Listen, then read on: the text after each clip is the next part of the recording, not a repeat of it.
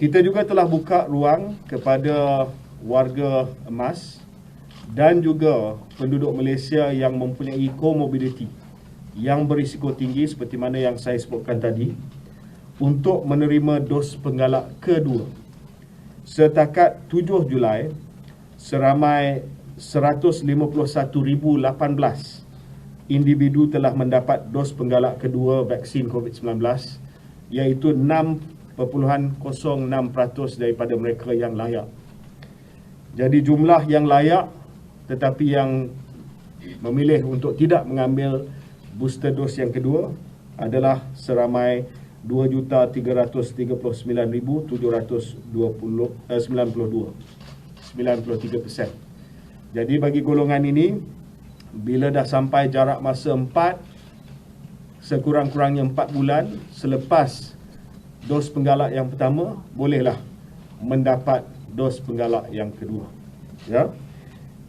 Bagi individu yang saya maksudkan ini, iaitu warga emas, mereka yang ada comorbidity dan juga petugas barisan hadapan kita.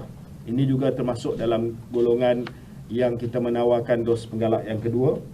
Contohnya hospital staff, mereka yang kerja di barisan hadapan, di care home dan sebagainya, bolehlah mendapat dos penggalak mereka, dan mereka boleh mendapatinya secara percuma di pusat pemberian vaksin swasta yang berdaftar yang tersenarai di vaccincovid.protecthealth.com.my. Semua PPV yang menawarkan dos penggalak disenaraikan di laman sesawang Protect Health.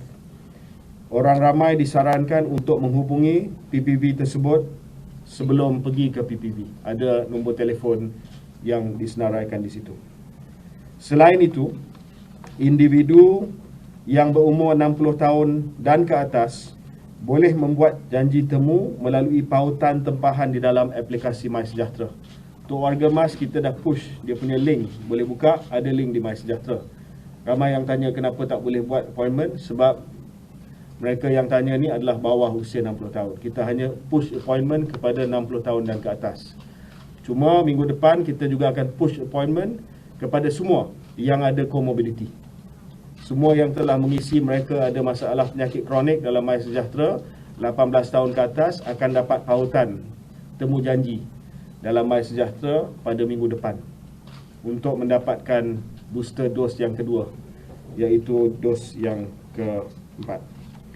Kita juga menggalakkan kanak-kanak dan remaja yang berusia 5 hingga 17 tahun yang mempunyai masalah kesihatan dengan immunocompromised situation juga untuk mendapatkan dos yang ketiga ataupun dos penggalak.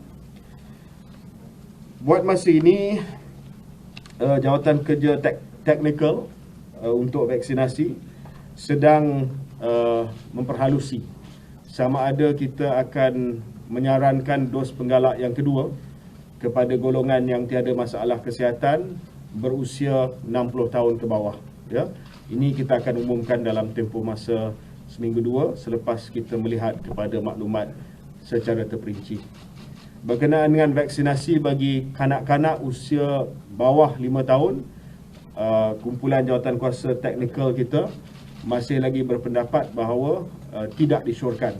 Kita nak tunggu lebih banyak lagi data, terutamanya berkenaan dengan keselamatan, sebelum kita mengesyorkan vaksinasi untuk golongan di bawah 5 tahun.